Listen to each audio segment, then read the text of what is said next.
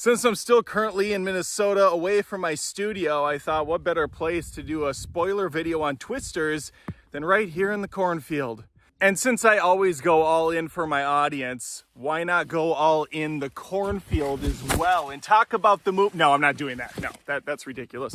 We are going to talk about Twisters in a spoiler video though, so join me.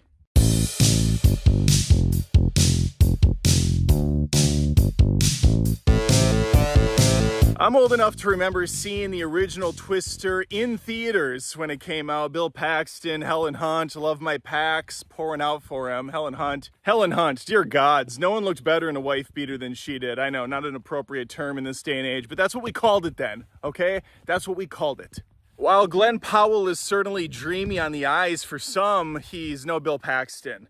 And Twisters is no Twister, in my humble opinion. A fine movie all the same. I didn't mind Twisters. I had a good time with it. You're looking for a loud, big budget blockbuster, you could do worse.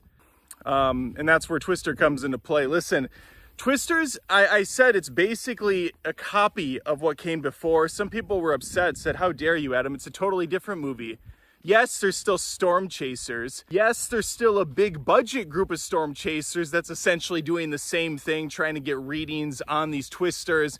Yes, there's still a fish out of water character. It's not an ex-wife this time. It's a blogger or someone doing a piece on one of the influencer chaser guys. And yes, there is a Philip Seymour Hoffman type as well, although nowhere near as funny as Philip Seymour Hoffman. And sure, it pretty much follows the exact same template as Twister, but these are two totally different movies.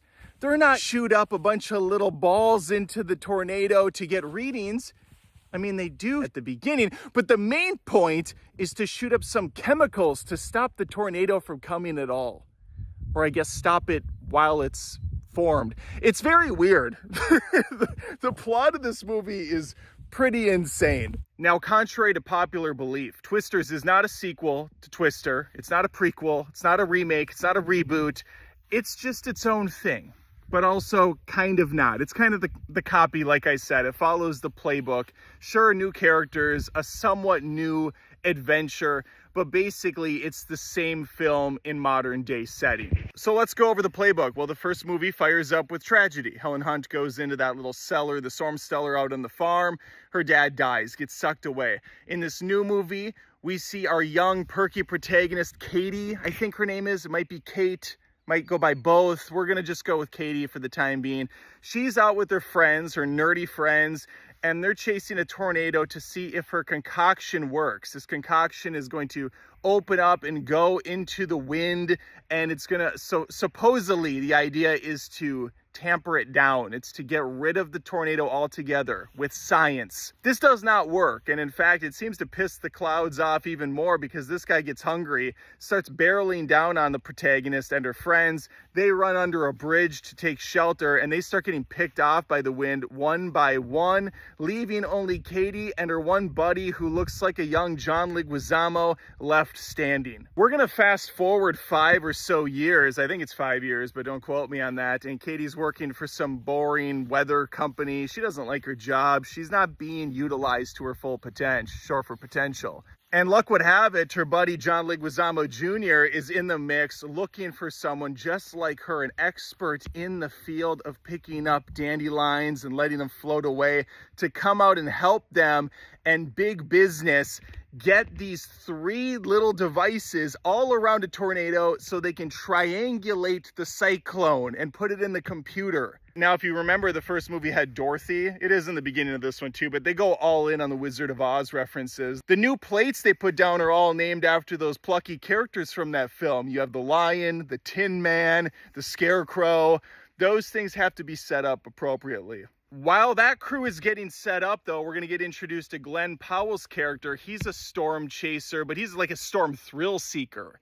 He's an influencer online. I'm not really sure where, if it's YouTube or TikTok or Twitch. It's a little cloudy with a chance of meatballs, but he's out there with his bros. They have harnesses, they have drills that put that truck into the fucking ground, and they can withstand at least an F1 hitting them. He's just in it for the money. Not really. That's not the case, Bill Paxton. He actually just, he loves tornadoes. He's fascinated by them, but there's also deep layer to this character. He wants to give back to these communities that are ravaged by tornadoes. They sell their merch and they give that money to the people through food, through water, through whatever means they need to survive. It's very humbling. It's very touching stuff for someone, I'm sure. To me, it's all very superficial, but again, it gives a little bit of credence to the character. It lets you know he's not just a surface level douchebag. And I will say the relationship with Katie is pretty solid over this film. They're going to grow together. They're going to learn a little bit about each other.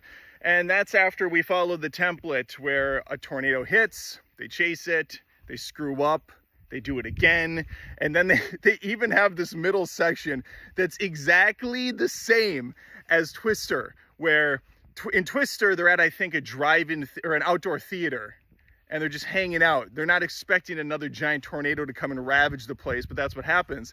In the new movie, they're at a rodeo, and the same thing happens. They're caught off guard. This movie is beat for beat the same. John Leguizamo Jr. has a bit of depth too, because even though he knows he's working for a guy that's not quite on the up and up, this builder, this contractor wants to go to houses that were just taken by the tornado, and he wants to reclaim them for his own. He's going to give these people a bunch of money, and then he can develop his property there. It's a little shady.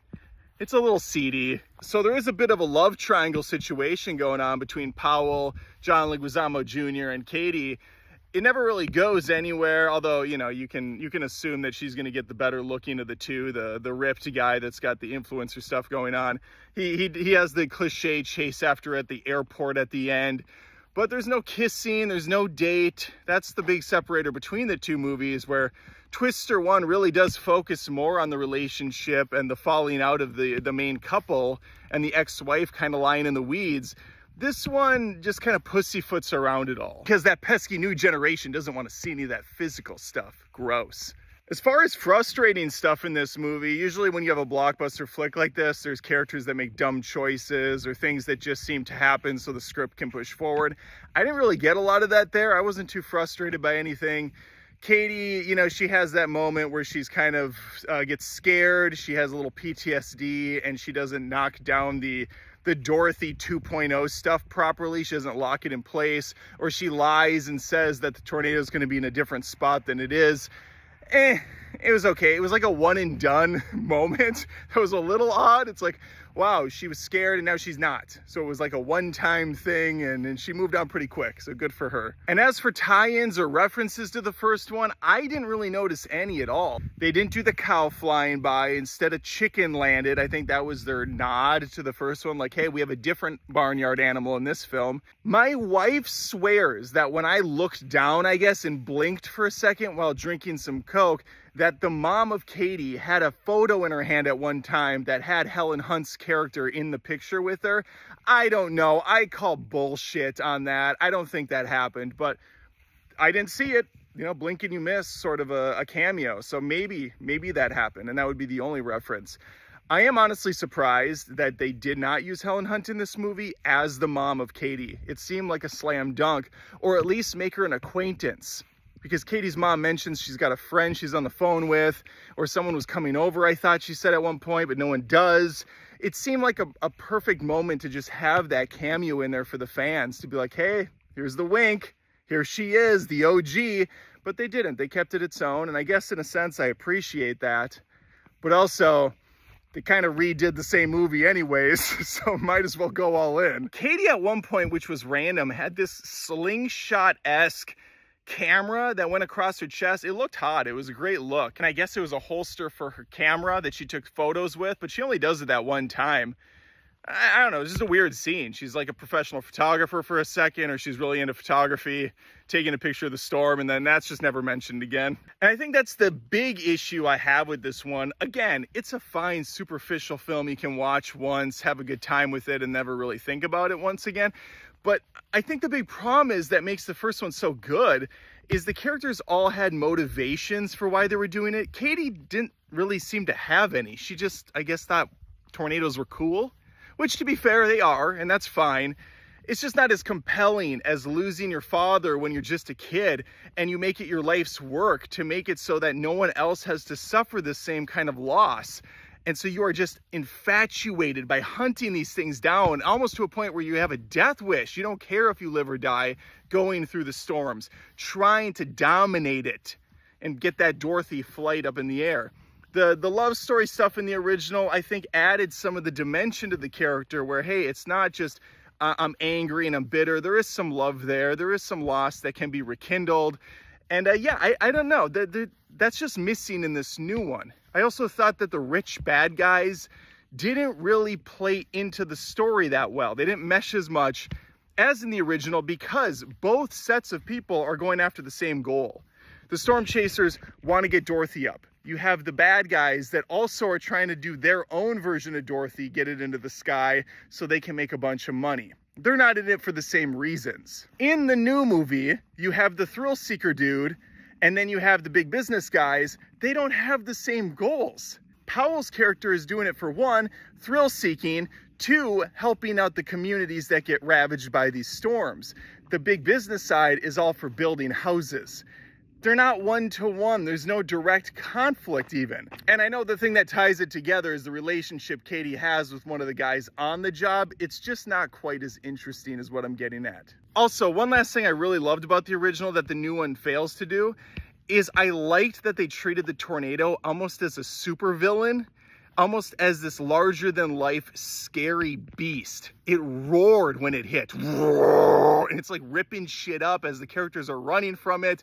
It's obviously not realistic, but it looks kick-ass. It sounds amazing. And this new one just had kind of a more realistic approach to tornadoes and how they looked. And they look great, by the way, but it's not as exciting to watch. I did mention this in my quick review. I did think this one was a little bit more intense though, because it looked more realistic. I was genuinely concerned for people in this one, whereas the last film, they were kind of heroic. I wasn't ever concerned they were gonna die or anything. They were just cool ass scenes. And I was more interested in them as people and the relationships. And, you know, for instance, the aunt, that stuff was all very good. I already mentioned the ending. Glenn Powell runs and gets the girl and they hug and embrace and whatnot. And that's pretty much where they leave it, open-ended for more Twisters movies in the future. Will we get them though? Well, the box office is always the determining factor. It's probably doing all right. I think it had a $200 million budget, which means it's gonna have to make probably $500 million in order to be a success because you have to double it and all that shit. We'll find out, we'll see. Deadpool and Wolverine is out next week already, so that's going to be the end for the Twisters budget. I don't know. It's going to be interesting. I would just like if they tried a little bit more in the creativity department. It's not like Twisters had to be again about storm chasers and launching something up into the Twister. Oh, also, I didn't even get to the main finale where it goes into the town. It has a cool firestorm tornado. Glenn Powell's at a theater with the other people and he's trying to keep people safe. And Katie solos it at an F5 with a whole bunch more of the concoction she made. And of course it works, but like when the fuck else, how are you gonna even use this technology? You're gonna have to, it took so much to stop this tornado and you basically had to be on top of the thing in order for it to work. It just seems like such an impractical application, unless they find a way to have like missile defense systems where they can launch that powder shit all over the place easily.